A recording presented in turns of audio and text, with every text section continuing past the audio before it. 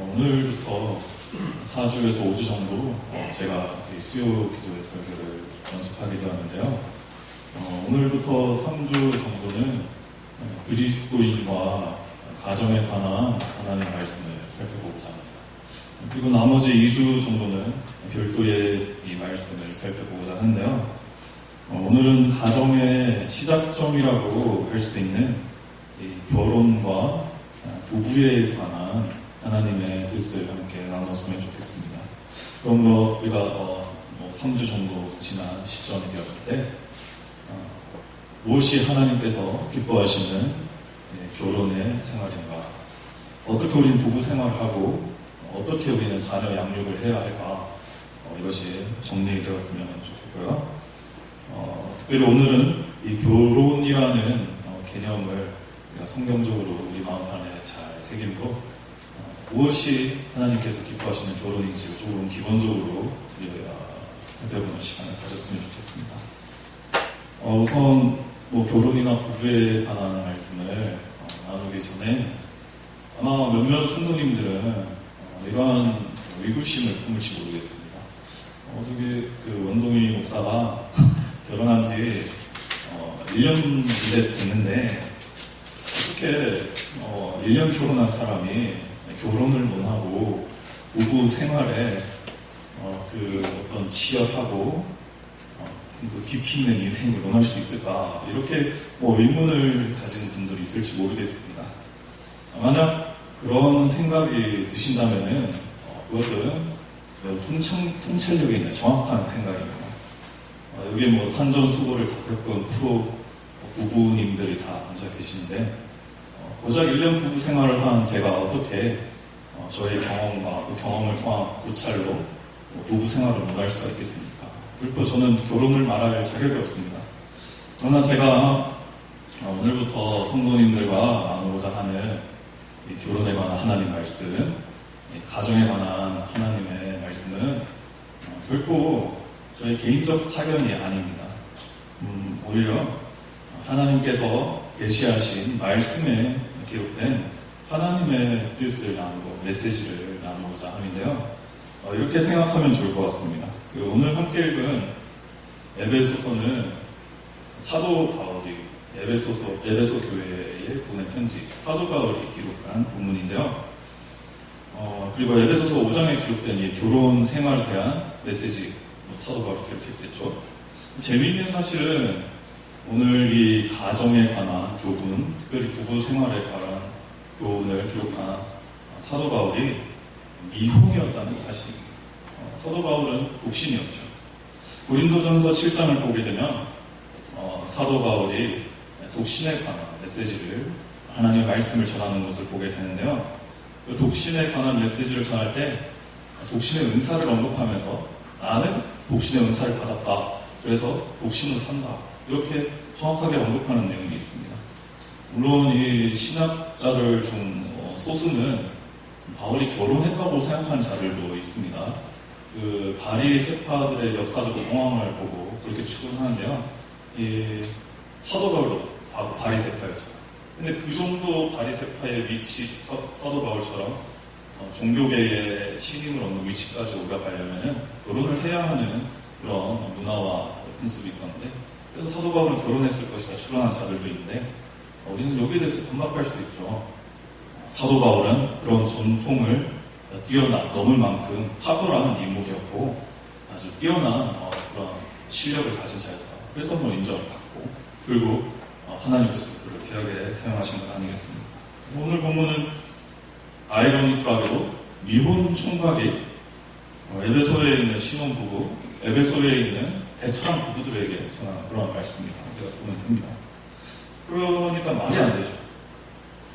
어떻게 미혼 총각의 말에 이 부부 생활에 대한 권위를 찾을 수 있습니까? 말이 안 됩니다. 그러나 말이 되는 것은, 사도 바울이 전하는 것은 하나님의 감동으로 기록된 하나님의 뜻이라는 거죠. 사도 바울의 개인적 견해가 읊어지는 것이 아니고 하나님의 심오한 음성, 결혼에 관한 하나님의 계획이 말씀되고 있게 에베소 성도들도 모두 이 서신서에 주의를 집중하고 이 말씀을 따르는 것이죠. 그래서 저도 물론 개인적으로 팁 줄 것은 하나도 없고요. 하나님께서 우리를 위하여 오늘도 이렇게 보내주신 이 편지를 통하여 결혼과 가정에 관한 하나님의 뜻을 한번 살펴봤으면 좋겠습니다. 또 당부드리고 싶은 것은 여기 아직 결혼하지 않은 미혼들이 제법 보입니다. 둘러보시면은 중고등부 학생도 보이고 여러분은 아직 결혼을 하지 않았기 때문에 오늘 이 말씀 나에게 전혀 해당되는 말씀이 아니구나 그렇게 생각할 수도 모르겠는데요.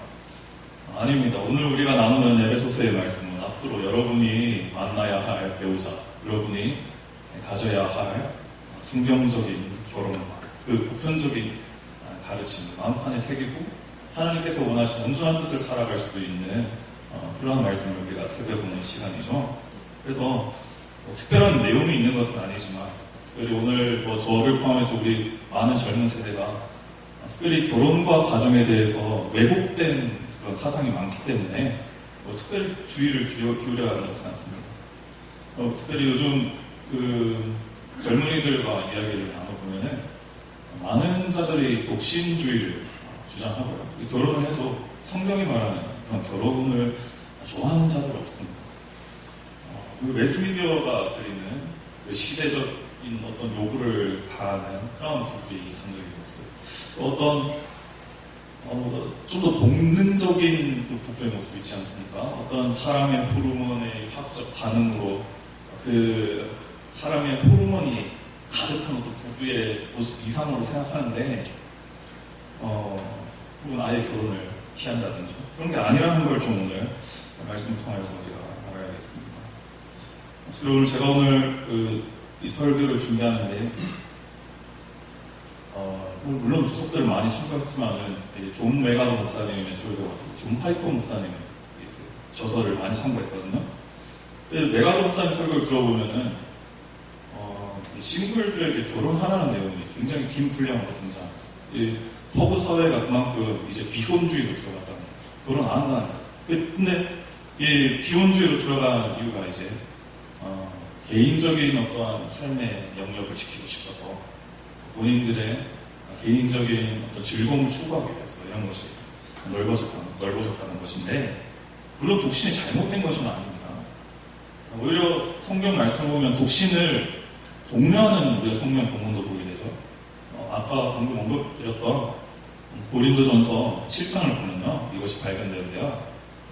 이 본문을 보면 그러나 우리 현재 젊은이들이 생각하는 그런 독신주의, 비혼주의가 성경이 말하는 독신주의는 완전 그 결을 다르게 하는 걸 볼 수 있습니다. 온도의 차가 너무나 분명합니다. 우리 젊은이들 생각하는 독신은 지극히 자신의 인생에 초점을 맞춰가지고 이제 결혼하면 애 낳아야 되는데 애한테 경제 투자하기도 싫고 시간을 투자하기도 싫고 내가 원하는 게임하고 여행 가고 그것으로 나의 취미생활 물건들을 사고 싶은데 애들한테 기저귀값 나와 이런 싫다는 거죠. 거기다가 이제 이성에 관한 그 본능을 충족시키는 것도 결혼이라는 언약 제도에 묶이기 싫다는 거예요. 그만큼 책임감을 주면서까지 나의 행복을 손해보기 싫다는 거잖아요. 그래서 이런 성적인 부분에 있어서도 결혼의 관계를 벗어나서 공개처럼 눈 맞는 사람과 그냥 감정이 좋은 사람과 성적으로 관계 맺는 것을 즐거워하고 이런 것이 오늘 비혼주의의 한 가지 모습이라고 할 수 있는데 성경 말씀은 정반대입니다. 보면은 고린도전서에서 사도 바울이 말하는 것은 정욕이 혼자서 절제되는 은사가 있으면은 독신으로 살아라 이것입니다. 하나님 앞에서 순결한 삶을 살 수 있는 자신감이 있다면은 독신으로 살아라. 오히려 독신으로 사는 게 유익이다 이렇게 가르치고 있습니다. 근데 이 본문을 보면 알 수 있듯이 우리 대부분의 사람에게 독신의 은사가 없어서 사실 독신의 은사라는 것이 어떻게 보면은 우리가 연상하기로는 좀 이렇게 극단적으로 말하자면 수도사와 거의 동등하게 지금 연상이 되지 않습니까? 물론 그렇게 세속을 끊고 그런 걸 의미하는 건 아니지만 그만큼의 우리가 어떤 우리의 정욕을 제어할 만한 자신이 없다면 이 결혼이란 하나님께 주신 합법적인 제도를 통하여서 하나님께 주신 선물을 누려라 이것입니다. 그래서 우리가 오늘 이 싱글 여러분들 말씀 들으면은 결혼해야 하는 것을 좀 마음에 새겼으면 좋겠습니다. 아니면은 만약 독신의 은사가 있다면 하시면 좋지만은 아니면은 난 결혼해야겠다 이렇게 결단하십시오. 이게 성경의 가르침입니다. 그렇다면 결혼이란 무엇입니까? 결혼은 왜 해야 합니까? 결혼이 대체 무엇이길래 하는 것입니까? 결혼에 관한 간단한 정의를 보자면 오늘 에베소서 5장 31절을 보십시오.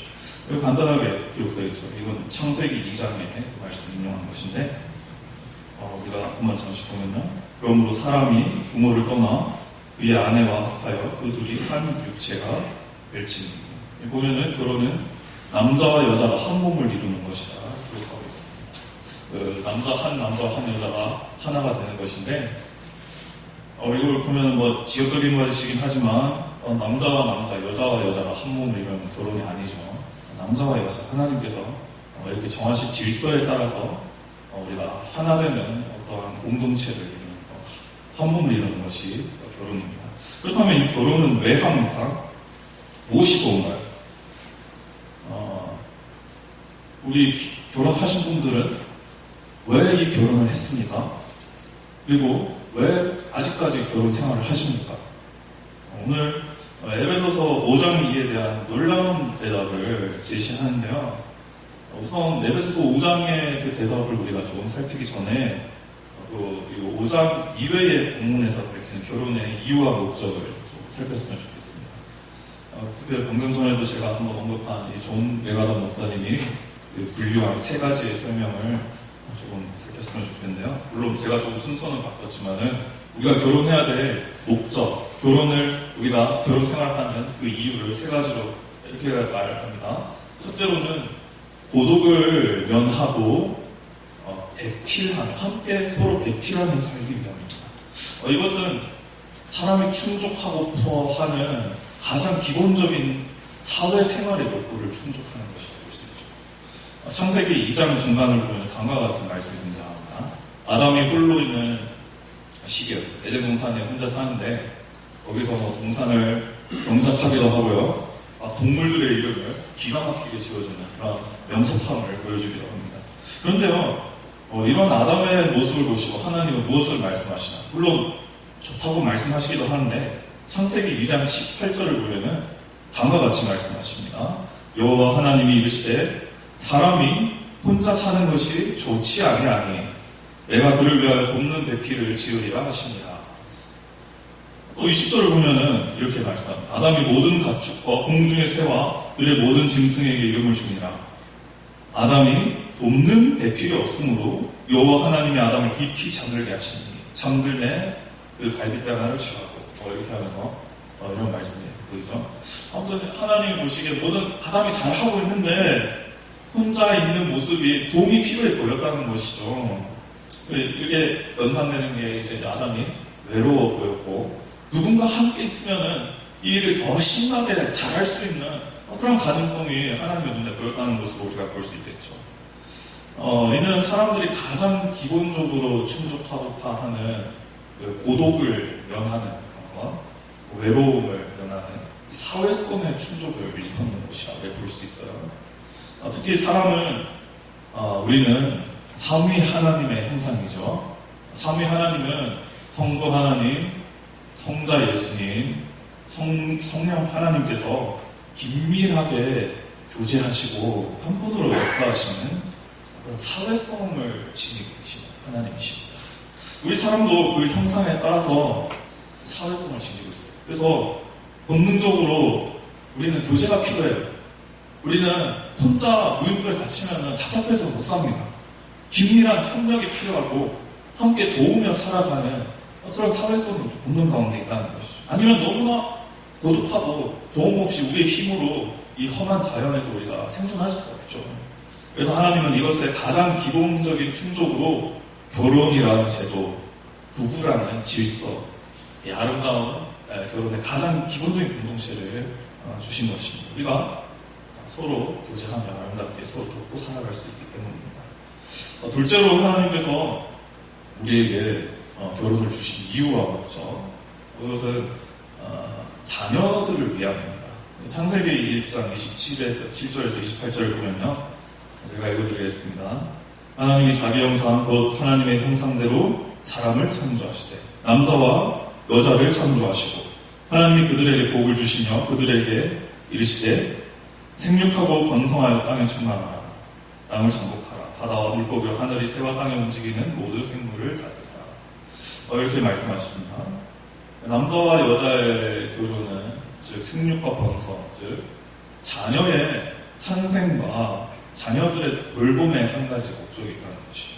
특별히 우리는 이것은 우리 믿지 아니하는 자들에게 모두 지금 해당하는 이러한 부분 아니겠어요? 근데 우리 그리스도인들에게는 하나님의 언약 백성으로서 자녀들을 믿음으로 양육하는데 오늘 말씀을 통해서 우리가 그 책임감을 가지는 것입니다. 하나님의 제대로 된 백성이 될 수 있도록 끊임없이 말씀의 교훈들을 공급하고 그 안에서 자라게 하는 것이죠. 이와 관련된 내용은 조금 우리 좀 몇 주 뒤에 좀 살펴보도록 하고요.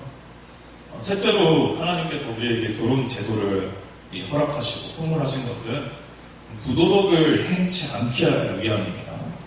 고린도전서 7장에서 이것이 잘 설명이 됩니다. 구체적으로 이 부도덕은 구체적으로는 음행과 연관이 되는데요. 음행을 피하기 위해서 이 결혼의 제도가 결혼의 공동체가 우리에게 허락된 것이죠.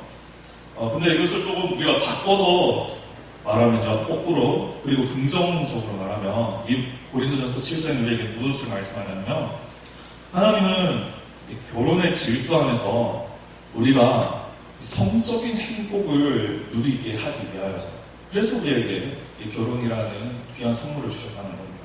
다시 한번 말씀드리는데요, 잘못 들으신 것이 아니고요, 성적인 행복을 결혼 제도 안에서 누리게 하기 위해서 우리에게 이 부부라는 귀한 관계를 주신 것입니다. 그래서 우리가 고린도전서 7장을 잘 읽어보면 남편과 아내는 서로에 관한 의무에 충실하는 그런 권면들을 보게 되죠. 서로의 행복을 위하여서 최선을 다하는 것입니다. 그래서 결혼은 우리의 그 친교, 사회성을 위한 것이기도 하고 자녀들을 위한 어떤 희생이 있는 것이기도 하지만은 기본적으로 우리 자신의 행복을 위하여서 존재하는 하나님께 선물이기도 합니다. 하나님은 부부가 이 성적 관계를 통하여서 더 깊은 코이노니아, 더 깊은 교제적 서로를 알아가면서 서로를 더 사랑하는 그런 기쁨을 누리길 원하세요. 이 성이 그래서 나쁜 게 아니고요. 정말 하나님께서 우리 가정에게 주신 아름다운 선물인 것입니다. 그러므로 우리가 이 부부의 성관계를 통하여서 더 깊이 교제함으로 이것을 통해 삼위 하나님의 그 기쁘신 코이노니아를, 그 기쁘신 서로 교제함을 우리가 더 닮아가게 원하시는 거예요. 이건 하나님께서 우리에게 디자인해 주신 아름다운 선물입니다. 그럼 다시 원점으로 돌려서 반대로 말씀드리자면은 하나님은 결혼이라는 제도로 무분별한 음행을 막길 원하시는 것이죠. 결혼의 질서 안에서 성의 행복이 이어지길 원하는데, 아니면은 결혼의 질서 밖에서 이 언약 관계를 벗어나니까 서로 간의 책임감 없이 또 새 생명에 관한 책임감 없이 이게 막 그 음행으로 부도덕으로 연관이 되는 것이죠. 그래서 사회도 우리가 믿지 않는 자들 그렇지 않습니까? 이 결혼이라는 제도 밖에서 일어나는 여러 성적인 관계들이 큰 문제를 야기시키고 이것이 단순히 그 서로 간의 관계에서만 의미하는 것이 아니라 자녀들을 이렇게 나타나는 다른 자녀들을 보고 더 큰 사회로 문제로 우리가 번지는 것을 우리가 보게 되죠. 그래서 그 부도덕을 면하기 위해서 하나님께서 이런 결혼의 관계를 주신 것인데, 저는 특별히 이 부분을 생각하면서 요즘에 우리 젊은이들의 생각이 좀 많이 바뀌어야 된다고 생각합니다. 독신을 해도 좋습니다. 다만 이런 음행을 하지 말라는 것이죠. 그것에 은사가 없다고 판단되면 결혼해라 하나님의 말씀입니다. 그리고 대부분 우리는 독신의 은사가 없습니다. 독신의 은사가 있는 분이 있겠지만 없습니다. 오히려 우리가 독신으로 살면서 그 음행과 부도덕을 행하면 인생의 갈증만 늘어날 뿐입니다. 진리 밖에서 우리의 목마름이 더 탈 뿐이죠. 그래서 우리가 결혼을 하는 목적 이유, 하나님께서 결혼을 주신 이유를 잠시 세 가지로 봤는데, 결혼은요 우리의 어떤 사회성, 친교를 위해서, 가장 기본적인 친교를 위해서, 또 우리 자녀를 위해서, 후대를 위해서, 또 우리의 행복, 반대로는 비도덕을 면하기 위해서 우리는 결혼을 하고 부부 생활을 하는 것입니다. 그리고 이러한 세 가지 사실은 우리 믿는 사람들에게나 믿지 않는 사람들에게나 동일하게 적용되는 거예요. 여기서 좀 우리가 생각해 보았으면 좋겠는데, 우리 부부 생활 가운데는 이 세 가지의 어떠한 은총이 지금 생생하게 살아있는지 한번 생각해 보았으면 좋겠습니다. 이것이 너무 무너져 있다면은 우리가 하나님께서 계획하신 이 결혼의 디자인이 우리 가운데 회복되어야 함을 오늘 이 말씀을 통해 좀 생각해 볼 수 있는 것이죠. 그리고 덧붙여서 오늘 보면 에베소서에서는 결혼의 목적, 결혼이 존재하는 이유를 한 가지 더 설명하는데, 이것은 매우 신비적이고 비밀스러운 것입니다. 이것은 믿는 자들에게만 허락되는 결혼의 행복과 축복이고요, 믿지 않는 자들은 누릴 수 없는 그런 행복과 그런 축복입니다. 이것은 이 결혼 및 부부 생활을 통하여서 우리가 복음을 배우게 되고, 이 복음으로 우리가 더욱더 성장해지고 복음의 축복이 더욱더 가득해지는 그러한 은총과 신비한 섭리가 결혼에 있다는 사실인데요. 우리가 오늘 본문을 통해서 정확하게 다시 확인할 수 있죠. 본문 31절과 32절을 보시길 바랍니다. 이 결혼에 대한 신기한 해설을 하는데, 우선 31절 보시면 창세기 2장 24절을 인용하죠. 여기서 바울이 결혼의 가장 기본적인 의미를 설명하는데, 31절 보시면, 그러므로 사람이 부모를 떠나 그의 아내와 합하여 그 둘이 한 육체가 될지니. 이 남자와 여자가 하나 되는 결혼의 가장 프린시플, 기본적인 설명을 한 이후에 첨가 여기 해설을 합니다. 32절을 보시면요, 이 비밀이 크다. 나는 그리스도와 교회에 대하여 말하노라. 사도 바울은 남자와 여자가 한 몸을 이루는 이 결혼의 의미에 설명하면서 이것에 비밀이 있다는 것을 말씀하고 있습니다. 이것이 무슨 말인가 하면, 우리가 계시의 정진성의 부분에 있어서 과거 구약의 성도들은 이 본문을 읽어도 몰랐지만 신약의 성도들이 깨달을 수 있는 그런 비밀이 오늘 우리 가운데 밝혀졌다는 것이에요. 또 추가적으로 제가 계시의 정진성이라는 용어를 사용했는데, 우리가 이 구속사, 예수님을 보내시는 이 구원의 역사 있지 않습니까? 이 구원의 역사는 시간에 따라서 이 구원의 언약이 어떻게 이루어질 것인지 더 점차적으로 밝아지는 그런 경향이 있는데요. 이런 것입니다. 가령 구약의 역사를 보게 되면 구약의 성도들은 메시아가 올 것을 믿고 대망했습니다. 그러므로 구원을 받았습니다. 그 믿은 거예요. 그러나 이 메시아에 대한 세부적인 정보, 아주 매우 구체적인 정보는 파편적으로 존재했다는 것이죠. 그래서 이들은 메시아의 엄마가 누구인지 몰랐어요. 메시아의 구체적인, 물론 임마누엘이라는 그런 건 알겠지만, 그 동네에서 부르는 구체적인 이름은 구체적으로 몰랐다는 것이죠. 그런데 시간이 흐르잖아요. 이 구원의 역사 가운데 드디어 메시아가 탄생합니다. 우리 신약의 성도들은 이 메시아가 누군지 아는 거예요. 이 메시아의 어머니는 마리아구나. 성령으로 잉태되어 탄생하신, 그리고 그 예수님이 바로 메시아구나. 이걸 알게 되는 거예요. 그 구원의 본질적인 내용은 변함이 없습니다. 그러나 그것이 조금 흐릿해졌던 것이, 또 파편적으로 보였던 것이, 정확하게 보이는 것이 어떤 계시의 정진성이라는 것인데, 오늘 그 창세기 2장 24절이 이런 범주에 들어간다는 거예요. 창세기 2장 24절 보면 남자와 아내가 한 몸을 이루는 것이 결혼입니다. 그러면 이제 구약에서는 그렇구나, 거기에서 멈추게 되겠죠. 그런데 오늘 신약의 성도들은 이 계시의 정진성에 따라서 이 본문과 관련된 놀라운 비밀을 깨닫는 거예요. 이 본문이 사실 의도하고 구체적으로 설명하는 것은 무엇인가? 그것은 한 남자와 여자가 연합하는 것이 그리스도와 교회의 연합을 예표하고 상징하는 것이다. 그리스도와 교회에 하나 되고 그 안에 드러나는 사랑이 충만하게 되는 것이 곧 결혼이다. 이것을 말씀하고 있습니다. 지금 이것이 무슨 말인지는 좀 어렵죠. 제가 존 파이퍼 목사님의 설명을 인용하자면은, 결혼은 그리스도와 교회 간의 언약을 지키는 사랑을 보여주는 아주 생생한 사랑이다. 이렇게 설명하면 더 어렵습니다. 좀 복잡한 매듭을 좀 단순하게 해야겠는데, 이것은 에베소서가 아주 쉽게 설명합니다. 그 해설이 우리 에베소서 중간 21절부터 이렇게 쭉 나타나는데요. 제가 간단하게 설명해 드리자면은, 이 본문 보면 교회의 머리 이런 거 우리가 잘 알지 않습니까? 교회의 머리 되신 예수님은 과거부터 교회를 너무나 사랑하신 거예요. 그런데 교회는 예수님 사랑할 처지가 되지 못했고 예수님을 사랑하지 못했습니다. 그런데 예수님은 교회를 너무나 사랑하셔가지고 교회를 위해서 목숨을 내어주실 용의가 있는 거죠. 그 사랑을 얻기 위해서. 그래서 결국 예수님은 진짜로 목숨을 내었습니다. 피를 다 쏟으시기까지 목숨 다 내놓았습니다. 그래서 교회도 이제 예수님께 반하게 되는 것이죠.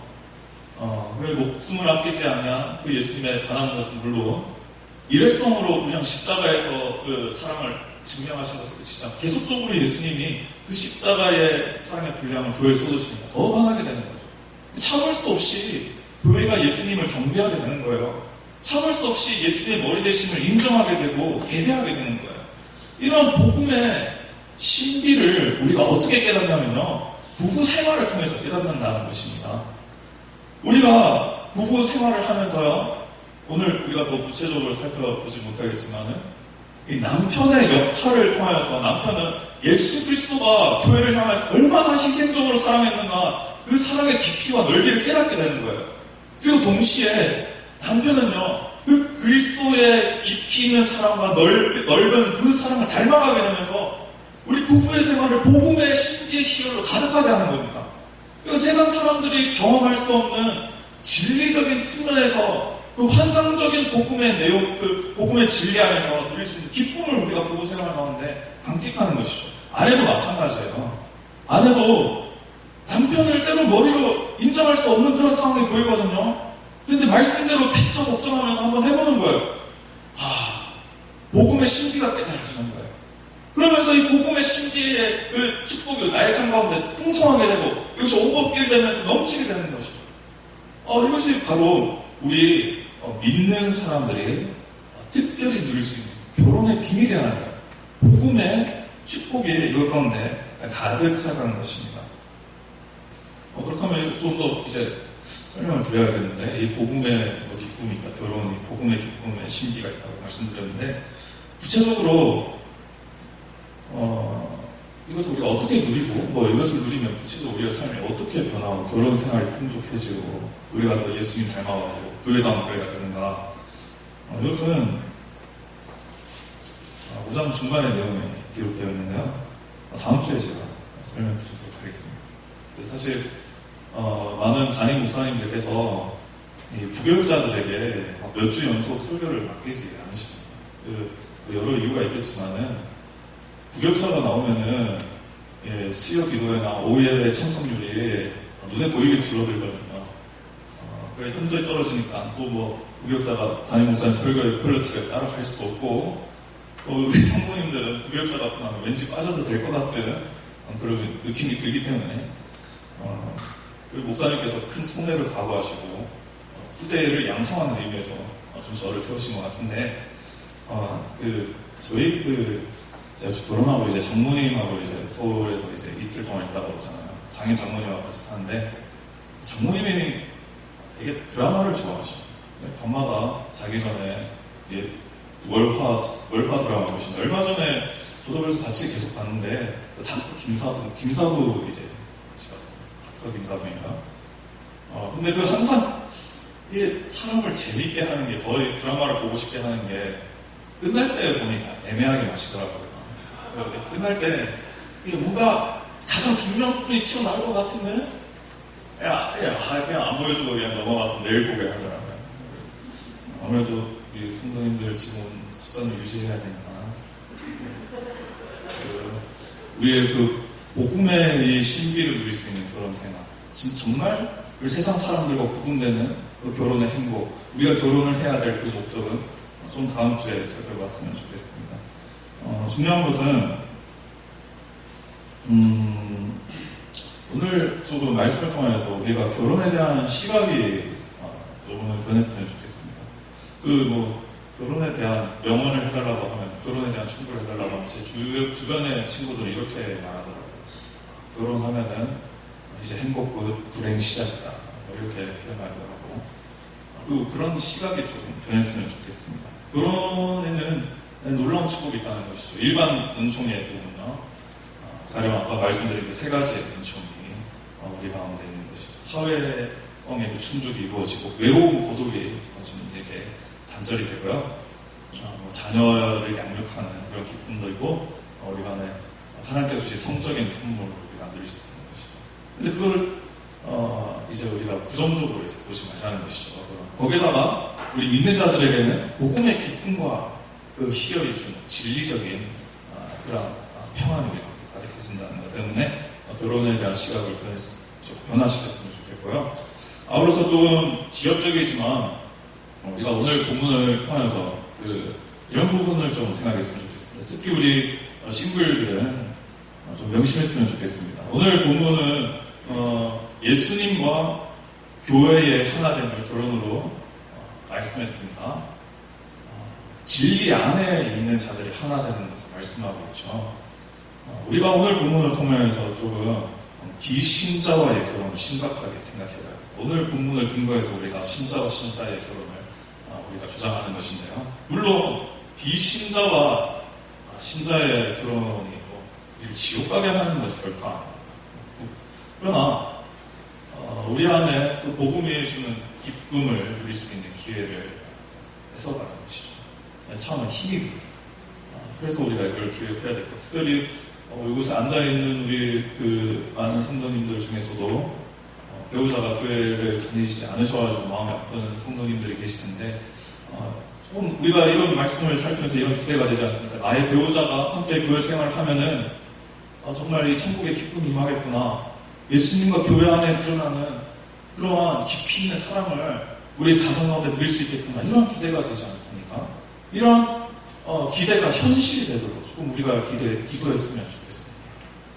복음의 기쁨이 우리의 부부 가운데 충만하도록, 특히 배우자가 믿게 하나님께서 은혜를 주세요. 이렇게 기도했으면 좋겠습니다. 그러므로 정말 하나님께 주시는 이 결혼의 기쁨, 정말 하나님께 주시는 이 결혼의 행복을 우리 모두 다 갖고 있는 모든 성도님들 되었으면 좋겠습니다.